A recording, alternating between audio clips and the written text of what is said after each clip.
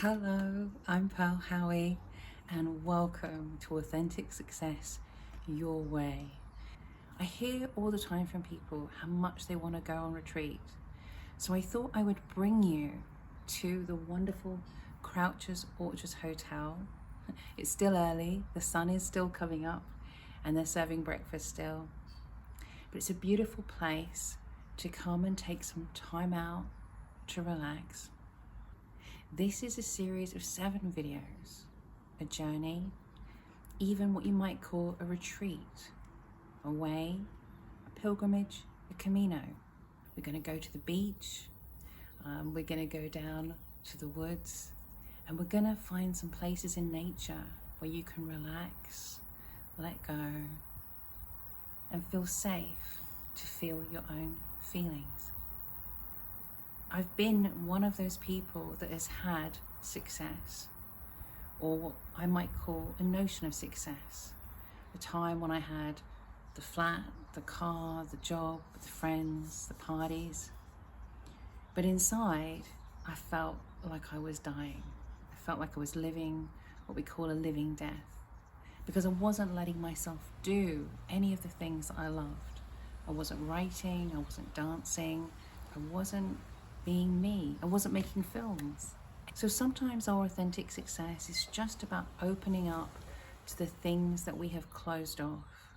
Sometimes it's about making big changes. Sometimes just very tiny adjustments to where we are.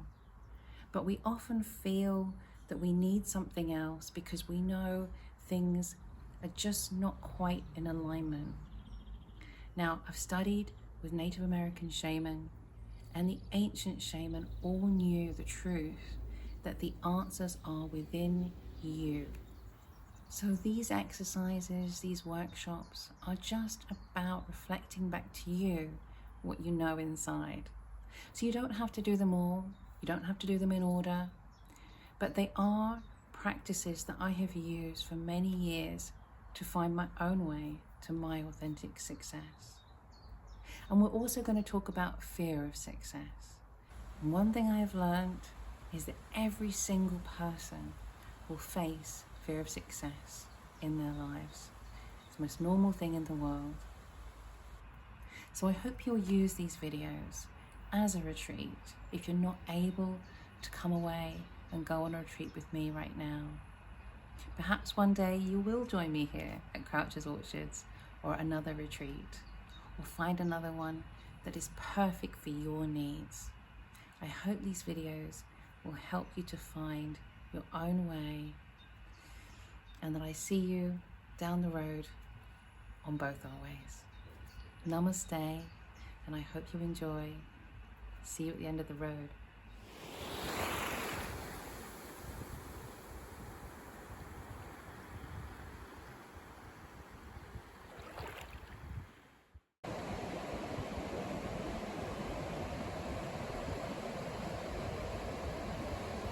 Hello and welcome to Authentic Success and Other People. Other people is such a huge subject. You know, it's really because it's almost all of our whole world is other people. And a great expression that I love is that heaven and hell are the same thing, which is other people. But what we're really here in this workshop to do is to look at where those other people, usually our family, our friends, are things that we are using or we are allowing to hold us back from our authentic success. Okay? So what we're going to do is we're going to look into some definitions, some exercises, some ideas about how we relate to other people, and most importantly, how we can embrace our authentic success and move forward on our way, our authentic way. Because really the most wonderful thing that we can give to other people, in my humble opinion, is our authentic selves. Sometimes that takes a little bit of work, or it takes a lot of work to get there to where we can really be our authentic selves with other people in our lives. But in my experience, it's definitely worth it.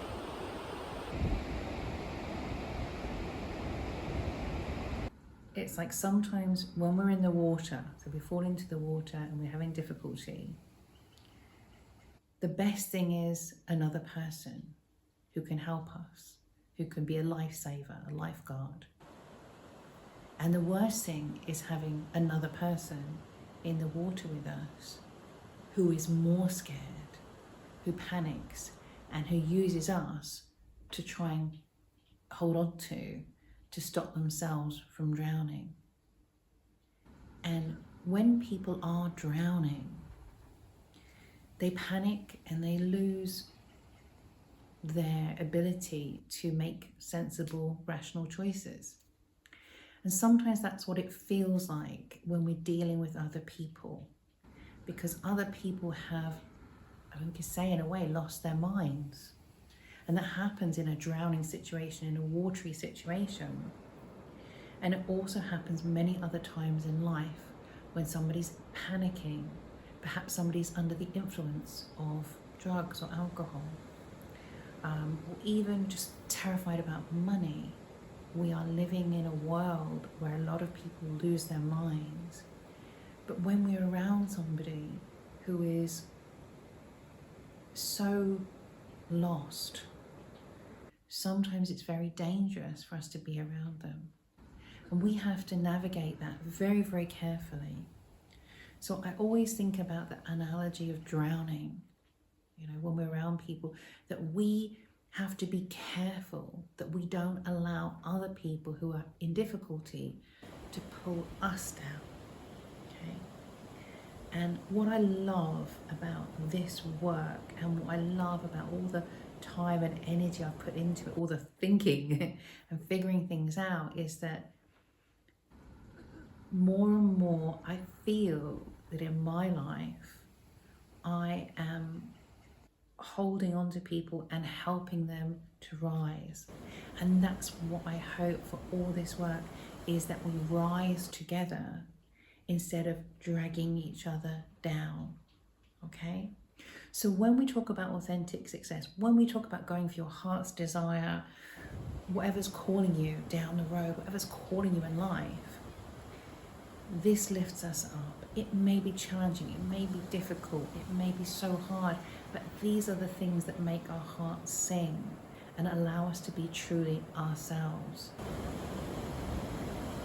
What I love about coming down here and working on the beach is that the sea is a great analogy for so many things, but it's also, it's wild, it's free, it's raw. We say that civilization ends at the waterline.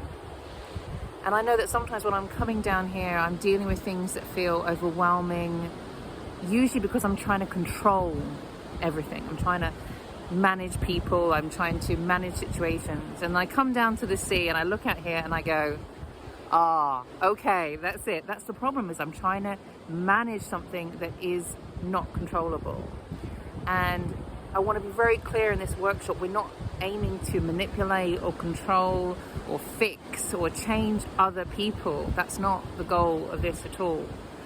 What this is about is really our relationship with other people, dealing with our side of it, what's going on for us. As the great Thich Nhat Hanh would always say, he said, in relationships, you have a garden, and it's like you have to take care of your part of the garden. You have to do the weeding, and but the other part of the garden that is the other person's, well, you have to stay out of that. One of the things it can be very difficult for people to understand, and it's so wonderful when you do experience it, is unconditional love. And when I experienced it, I was in Sedona and I went out at night and I stood under the stars. And in that moment when I saw stars upon stars upon stars upon stars, I realized how boundless love was, that there were always more stars. And I realized that that was what love is. It is unconditional, and it is there running around through and within the whole human race. But we have to, very often it's like we have a denial about it, and we throw up lots of different things in our minds to block it, because it's very difficult, again, something to navigate when I love you and I would give you everything and I have no limit to my love.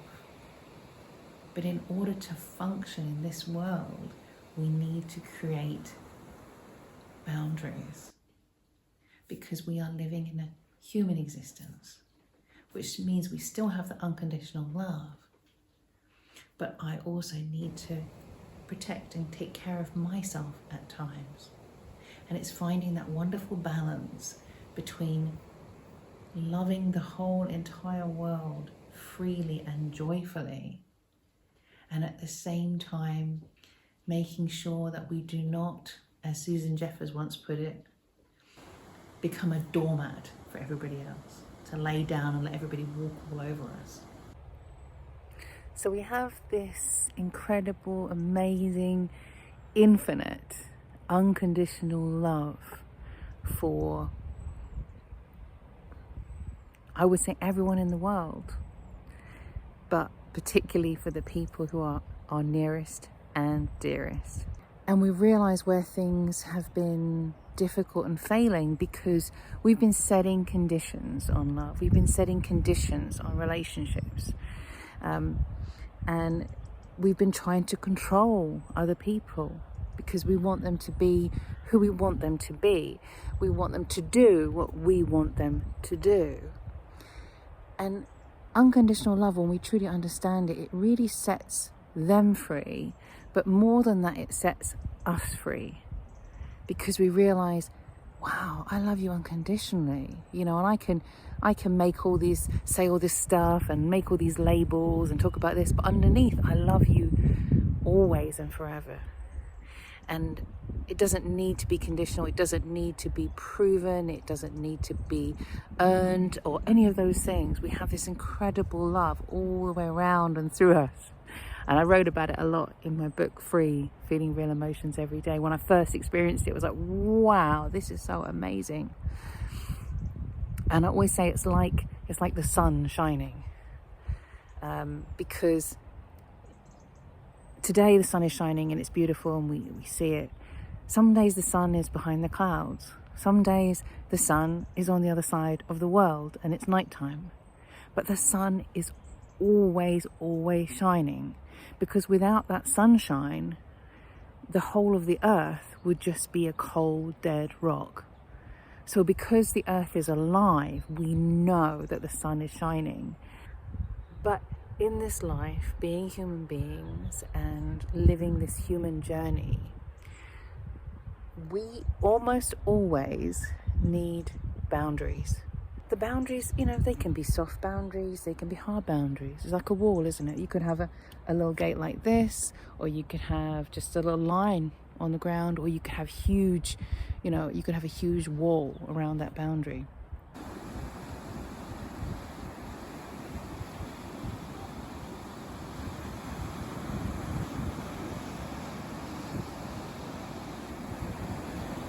So when we're looking at boundaries versus conditions, it can be so complicated. And sometimes the best way to look at it is through stories, through examples.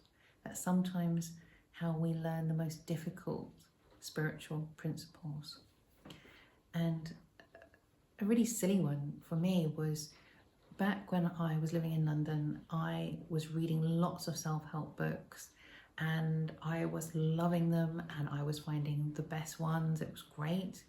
So I had this wonderful little library at home, and people would come to my house and they would pick up the books and they say, oh, I love this. Oh, this is fantastic. I want to read this. And I would lend them my books. And then I started to get really annoyed because none of my books were coming back to me. So I wasn't lending the books, really. They were kind of being stolen from me. And so I sat down with that and I thought, I'm really unhappy about the way that other people are treating me. I was very cross. And so I decided to do something very simple, which was the next time somebody came and said, oh, I love this book, that's fantastic. I'd love to read it, can I borrow it? I would say, no, you cannot borrow my book. I do not lend my books. And most of the time, people would went, oh, okay. But every so often, if somebody really loved a book and I felt that I needed to share it with them, I would say to them, okay, you can borrow it, but you can keep it and I will get myself another copy. That's okay. And what it also meant is that I could lend, or rather give freely, the books that I knew I could replace easily.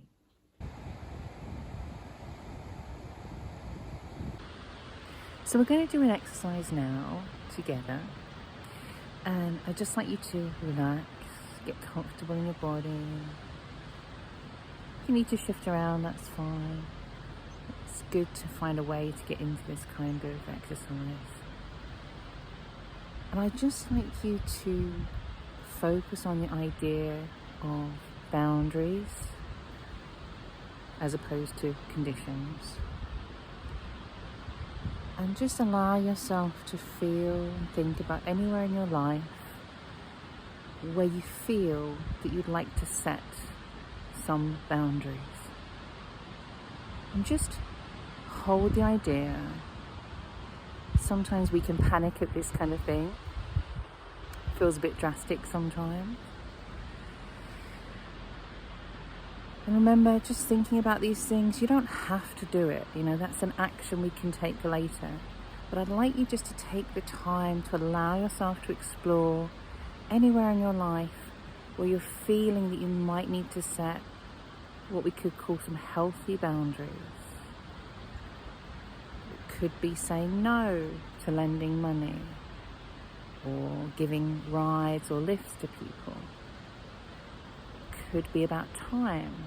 If people are always late, perhaps we say, you know what, I'm only going to wait 15 minutes for you, or something like that.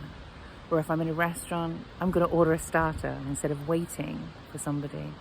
But the most important thing is just to relax and listen deeply to yourself, to your authentic self.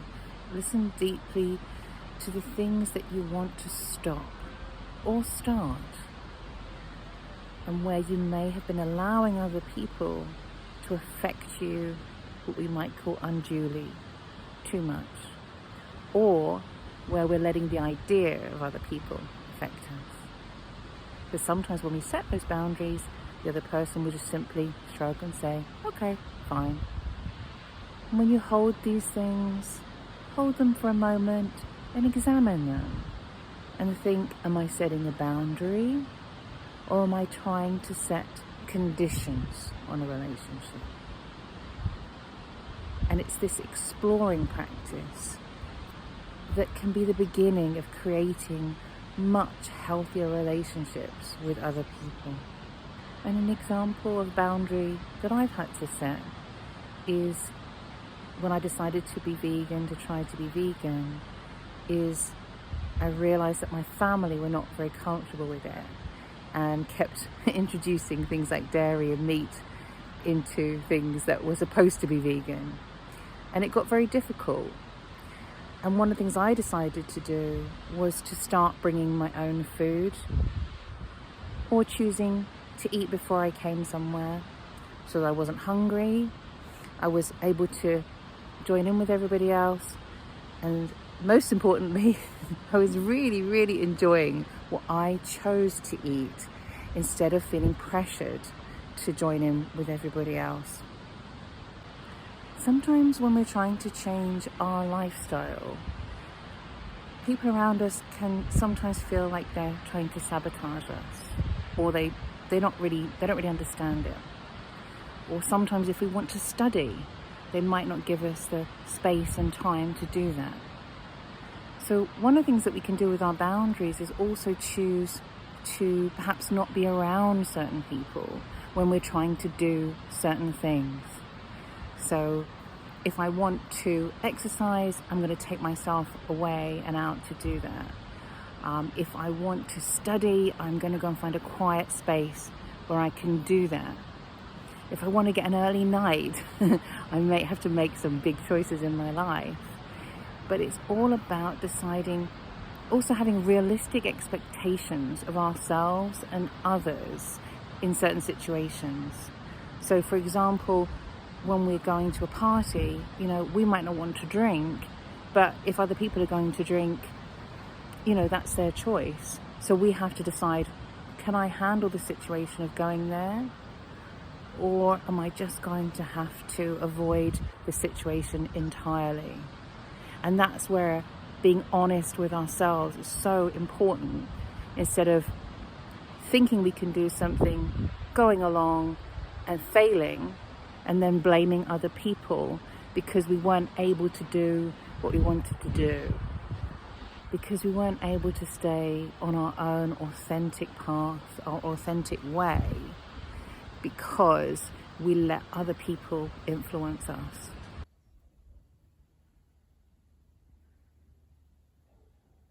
And another thing that we have to really pay attention to with other people is what I would call the sheep mentality. When we find ourselves going along with other people simply because they're doing something. Now, it's kind of different to going along with other people because we want to be with them. And I love doing things with other people that I would never do on my own, because often I find I enjoy it.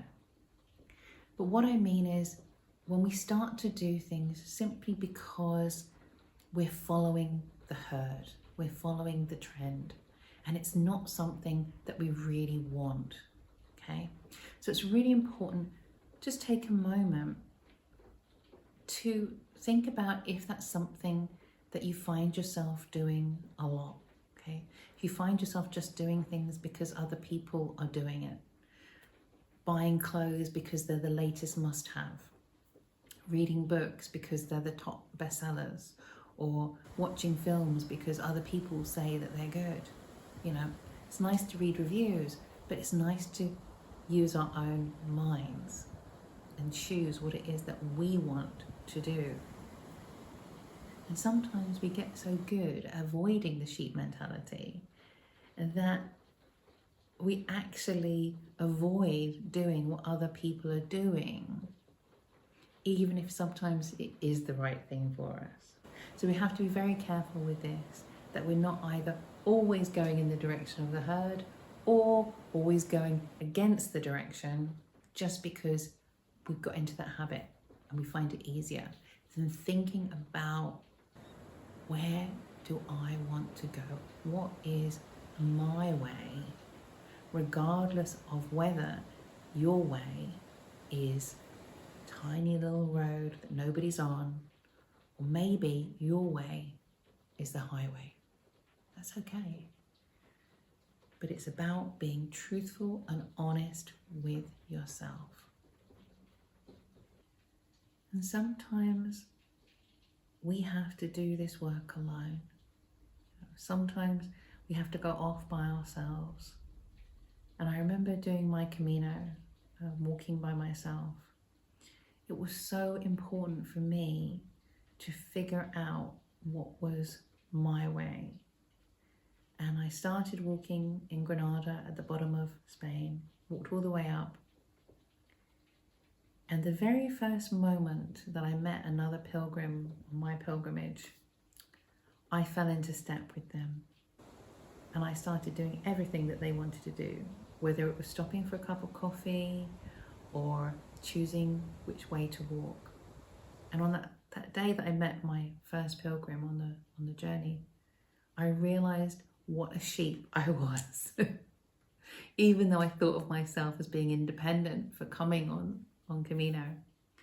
And I realized how easy it was for me to just go along with other people without even thinking about it. and how much I needed to reclaim my own way.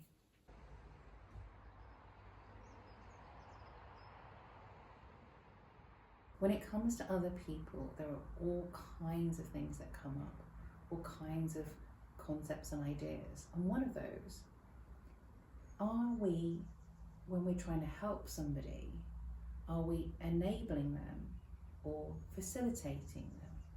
Okay. Now, enabling is a word, it kind of gets used. There was a grant coming around in my local council area, which was called an enabling grant. And it really made me laugh, because when you do any work in the sort of well-being area, we often think of enabling as a negative thing. So what I mean by that, perhaps we have somebody who has a gambling problem, and so enabling them would mean supporting them in a way that helps them keep gambling. So perhaps we could lend them money or give them money. Perhaps we could cover up for them if they tell a lie and they say, oh, I gave that money to Pearl. So that enabling is really about supporting somebody in a way that keeps them stuck in the situation that they're in. Now, these workshops aren't really about, we're not trying to fix anybody else. It's not about that. It's about doing our own work. But part of that work, when we're enabling people, is very often we have to keep enabling them. And that energy for us, that enabling, gets bigger and bigger and bigger. And there's a big difference to when we're facilitating something. So for example, it could be helping somebody, in my case, my mum getting a new bathroom.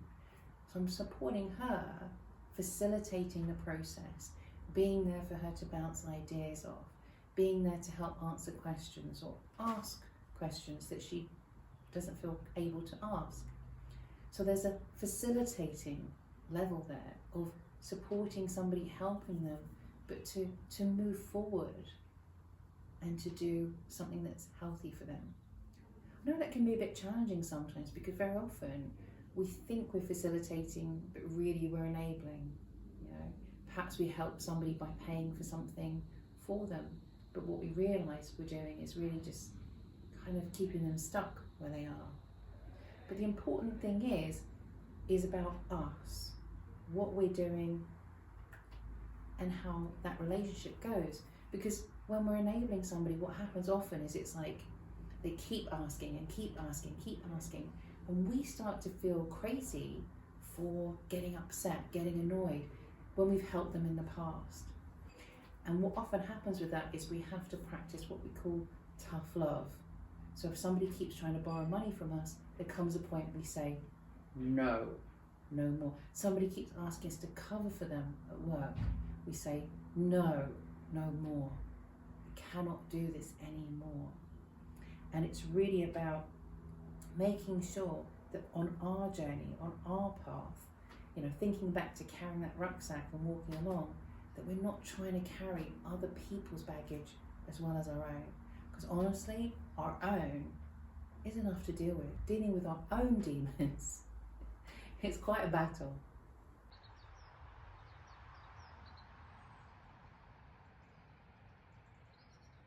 It's so wonderful when we have friends and family around us who cheer us on, who encourage us and who give us support.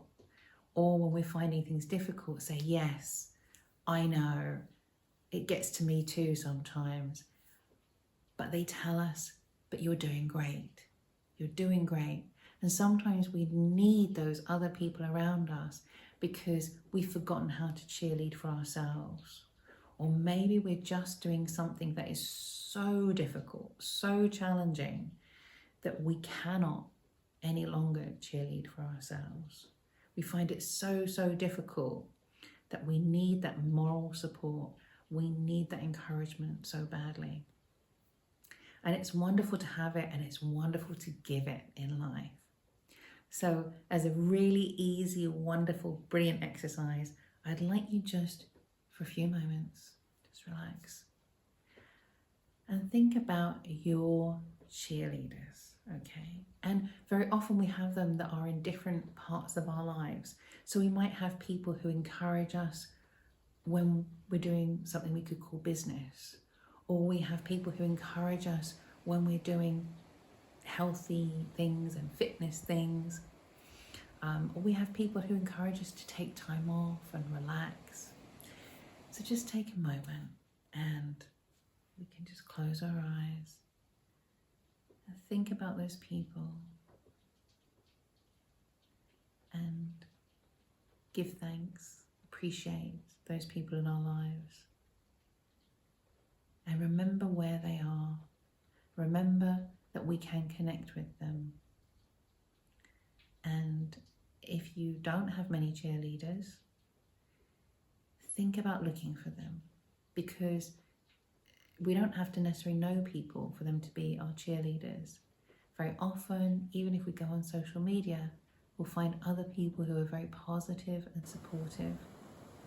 We have many charities who are there to support us with different things, whether it's a health condition or a life situation. There are so many cheerleaders out there. And in many ways, I am your cheerleader as well.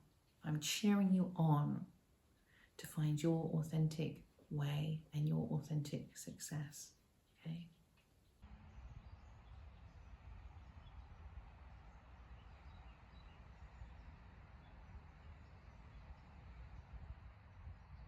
A great teacher of mine, Don Miguel Ruiz Jr., always says this when we're talking about, spiritual work, that mind, body, spirit work. And he says often we go and we do these trainings, or we read a book and we get so excited about it. And we feel that healing for ourselves, and we want to go and share it with people. So we kind of go running off to the people that we love, our friends, and we say, oh, let me tell you this thing. And did you know that we are love? We are love. And unconditional love is real. We are all connected. We are all one. And he says, you go in and you start to speak to your friends, your family, to your neighbor. And it's like going into a bar where somebody's been drinking solidly for days at a time. And you're trying to communicate, you're trying to tell them this wonderful thing, and they are drunk. And they're drunk on society, they're drunk on what the newspapers say, they're drunk on fear, they're drunk on ego, they're drunk on all the things that we've been taught growing up. If you want to believe that, that's your choice. Your belief is your choice. But a lot of times people don't realise that their beliefs are kind of their choice, and they just go, this is the way it is, this is the way it is. That's one kind of altered state. And sometimes when we're dealing with people very literally, they could be drunk, they could be on drugs, they could have a gambling addiction, they could have another problem, for example, like obsessive compulsive disorder. They could have other issues that are similar. There's no point us trying to have the kind of conversation we can have about boundaries. So for example, if we've decided we want to have particular boundaries, we need to have those conversations sometimes. But perhaps we recognise that we need to wait until somebody has sobered up a little bit. If they are literally drunk. If we go in and we say to them, oh, I'm going to tell you this, and this is, from now on, you're not going to call me this time of day. From now on, you're not going to call me at 2 a.m. and you're not going to ask me to pick you up. And they're already drunk. So it's not going to be helpful. So what I'd like you to understand and really just reflect for a little moment on here is, when you're going to have a conversation, when you're trying to deal with things, when is somebody, or even say a company, perhaps you're the company you work for, in an altered state, when they're kind of drunk or addicted, and to look at where you are not going to be able to explain what you're talking about. So it's just really a waste of your time. But the other thing perhaps this is the most important thing. When somebody's in an altered state, it may not be safe to be around them. Okay? So those kind of conversations, it may not be safe to have. I know this one is a really tricky one, okay? And it's very, very difficult when we have people we love who have addictions. And there are some great organisations, if you do have a situation like this, particularly Al-Anon, that can help support you. For example, if you're in a relationship, you have a parent or a child or someone in your life who has a problem with alcohol. And they work very, very hard because it is not an easy situation. It's not an easy situation to be in a relationship with somebody who has an addiction, who has a problem, where we often cannot have a clear conversation. Okay? And remember, it's okay to ask for help and support, and it's okay to not know what to do in those kind of situations.